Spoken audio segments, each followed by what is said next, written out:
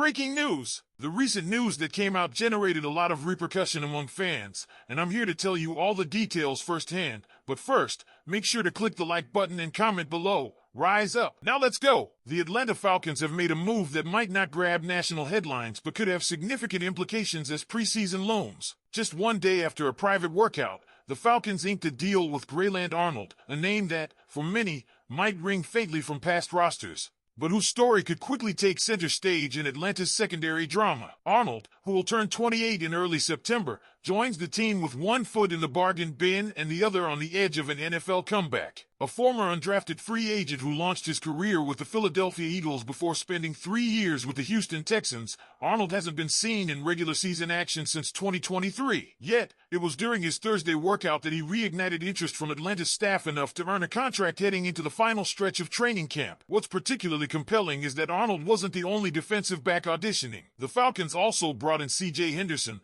the once coveted number 9 overall pick of the 2020 NFL Draft. Henderson, who's bounced from Jacksonville to Carolina and then to Pittsburgh, found himself left without a deal after his own tryout in Atlanta. That's a notable decision, especially given Henderson's pedigree, but it speaks volumes about what the Falcons may see in Arnold. Here's what makes Grayland Arnold such an intriguing addition. In his 20 NFL appearances, the bulk of his contributions, 406 of 634 career snaps, have come on special teams. That's over 64%, showcasing a player who thrives in a role many overlook. His versatility is another asset.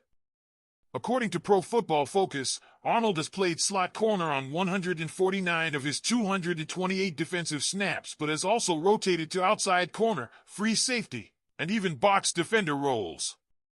That's not just adaptability, it's the kind of plug-and-play flexibility that can save a coaching staff when injuries mount or schemes shift. And let's talk injuries, because they've been the Achilles heel of Arnold's journey so far. He's landed on injured reserve every season since 2022, and just last year, a training camp calf injury derailed what was supposed to be a breakout opportunity with the Steelers. But if there's a silver lining, it's that Arnold, finally healthy, has a window to climb back into the league through Atlanta's roster. The Falcons are not exactly deep at defensive back, especially with an evolving special teams unit and looming roster cut set for August 26th. There's no guarantee Arnold makes the 53-man cut, but his ability to line up in multiple spots and contribute on special teams gives him a real shot.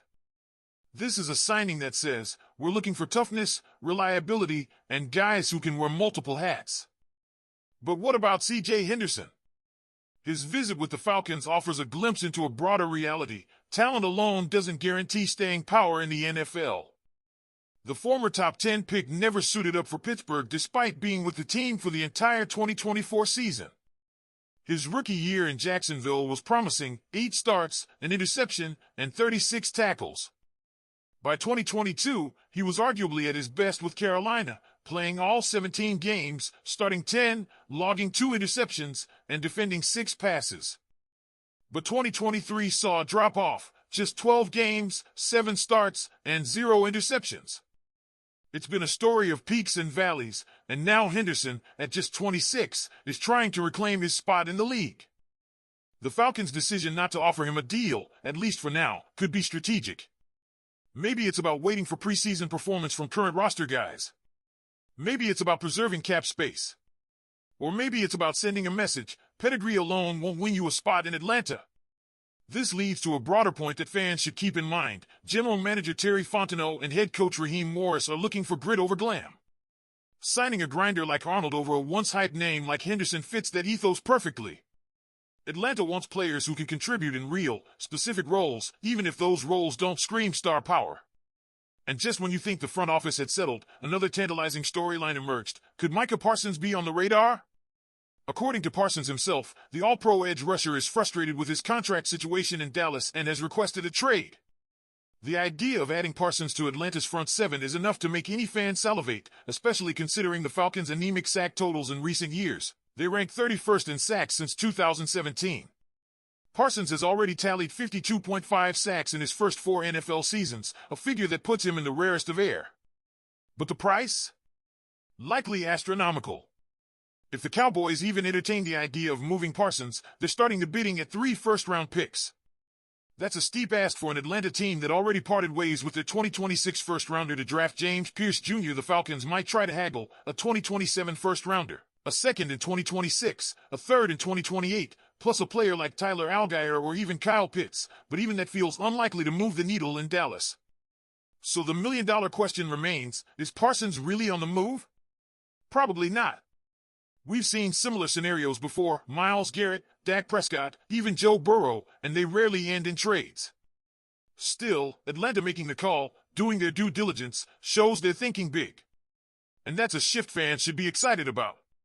Speaking of excitement and controversy, Kirk Cousins has once again found himself at the center of a different kind of debate.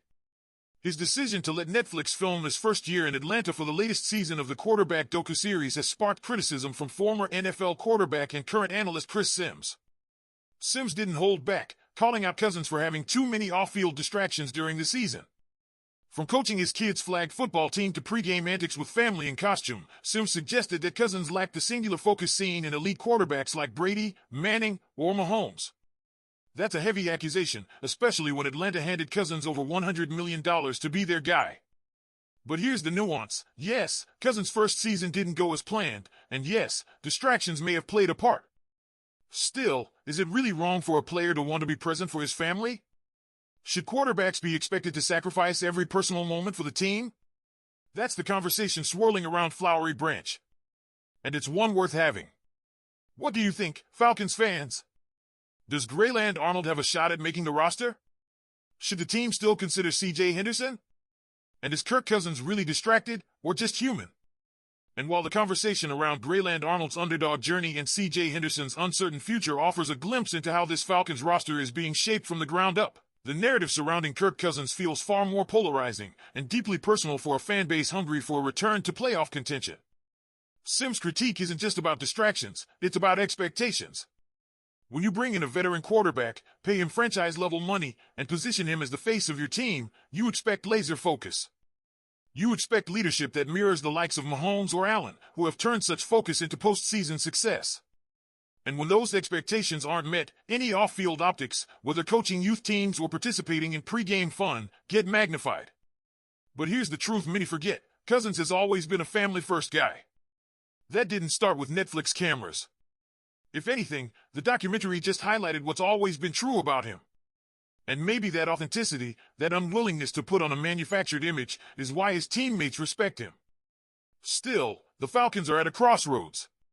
They've added defensive depth with Arnold, flirted with high-reward talent like Parsons, and now must decide what leadership really looks like from their $100 million quarterback.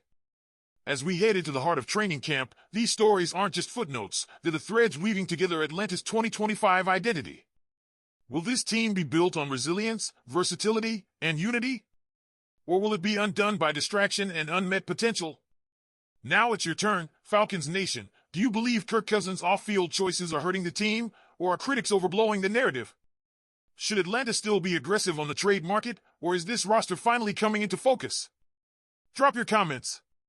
Don't forget to like the video and subscribe to the channel to stay well informed daily. Go Falcons!